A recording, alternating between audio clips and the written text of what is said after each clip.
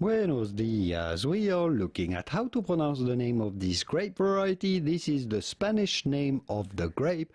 This grape is known in France as Mourvèdre. That is very famous in the south of France along Grenache and Shiraz. And Mourvèdre, the famous GSM blend.